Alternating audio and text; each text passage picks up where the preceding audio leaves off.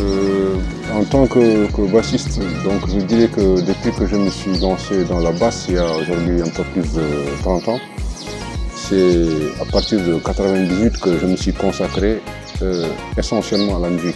C'est-à-dire que je travaillais en parallèle à la SNIM et je faisais de la musique, mais c'est à partir de 98 que je me suis consacré spécialement, notamment à la basse, donc au sein de plusieurs formations, notamment Maluma, Walfadjri, Sahel Hall Blues,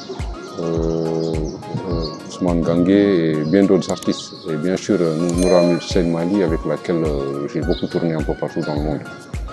Voilà. Donc c'est une carrière que j'ai commencée il y a un peu fort longtemps, mais ça va. Je continue aussi de travailler davantage.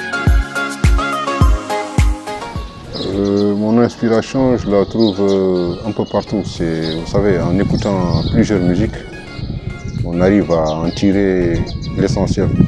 C'est-à-dire que tu peux aussi écouter du blues, du jazz, de la funky music ou de la musique traditionnelle et en avoir une inspiration pour éventuellement composer ou jouer.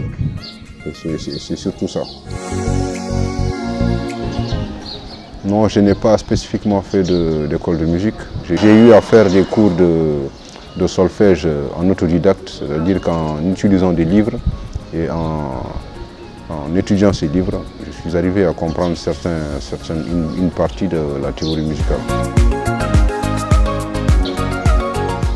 Bon, mais mon début de carrière, c'est à partir de 87 que j'ai commencé à jouer au sein de l'orchestre de Zouérat parce que j'étais parti travailler à la SNIM. Donc là, j'ai commencé avec le Tiris Zamour Band jusqu'à ma démission de la SNIM en 97. Donc en janvier 98, je suis rentré à Nouakchott. Et là, j'ai continué à jouer avec Ousmane Gangué. J'ai commencé à jouer avec Ousmane Gangué d'abord, mais en parallèle, je jouais avec quelques expatriés. Donc on faisait de la variété et tout ça, de la musique occidentale. Mais vraiment, mes premiers concerts comme à l'Institut français, au CCF à l'époque, c'est avec Ousmane Gangué et de là, ça a continué. Donc après, il y a eu la création du Sahel Blues avec Maluma et on a commencé à tourner de manière internationale. Donc c'est comme ça que ça a commencé. Bon, la musique mauritanienne, elle se cherche encore. En fait, on a les bases qu'il faut ici. Maintenant, ce qu'il faut, c'est un peu plus de travail professionnel.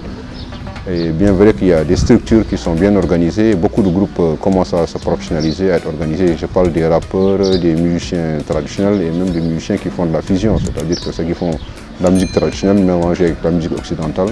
Et on voit de plus en plus de musiciens qui deviennent de plus en plus professionnels.